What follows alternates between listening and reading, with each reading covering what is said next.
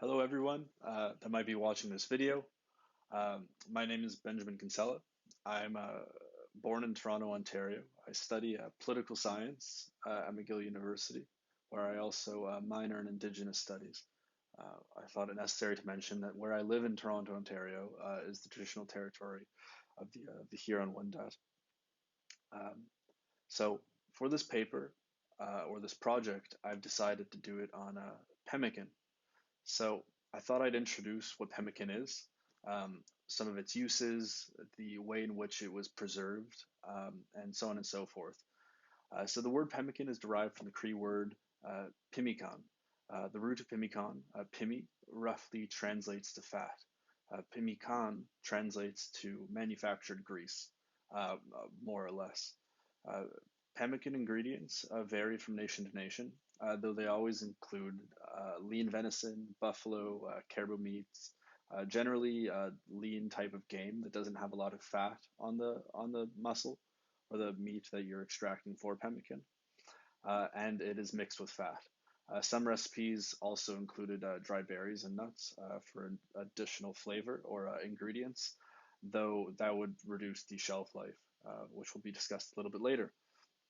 So pemmican, in its most simple form, involved drying meats over fire, removing fats, grinding dried meat into powder, and mixing the coarse meat powder with the reduced fat you removed from the meat initially. Pemmican is an ideal food because the shelf life is measured in years rather than days. It can be eaten as is, or once the fat and ground beef mixture has been cooled, it can be cooked and rehydrated in stews. Now, I say ground beef, but really it's a ground meat mixture. Whatever meat is being utilized is fine generally, so long as it's lean.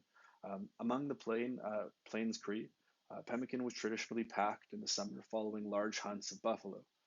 Buffalo, of course, was the type of animal that was most expansive across the plains, so it was the most widely used because it was the most widely accessible.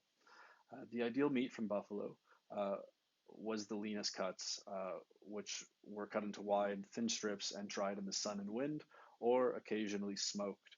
Usually, the best cuts were taken from the legs of the buffalo. Once completely dried, the meat was placed upon an animal hide that was pegged to the ground, and it was beaten. It was ground between stones or ground using mortar and pestle until it was reduced to a coarse meat powder. The marrow and fat from the animal, which was extracted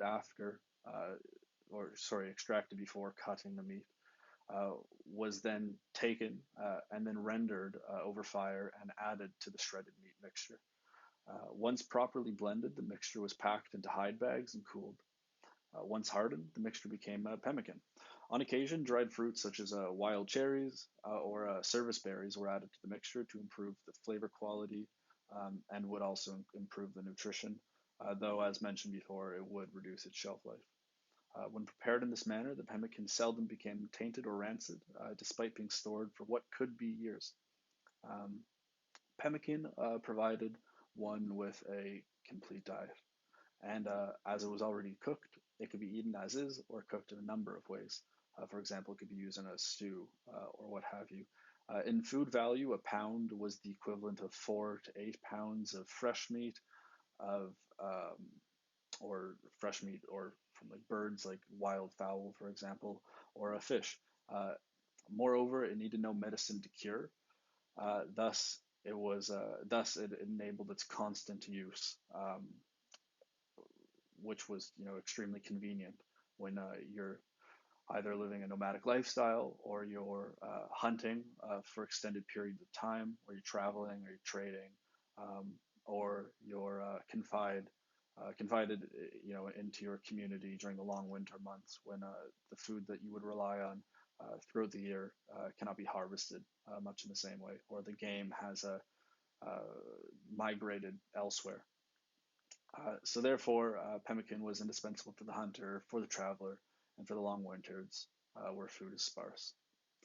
So thank you. That is the methodology. We will now move on to the recipe and instructions for cooking pemmican.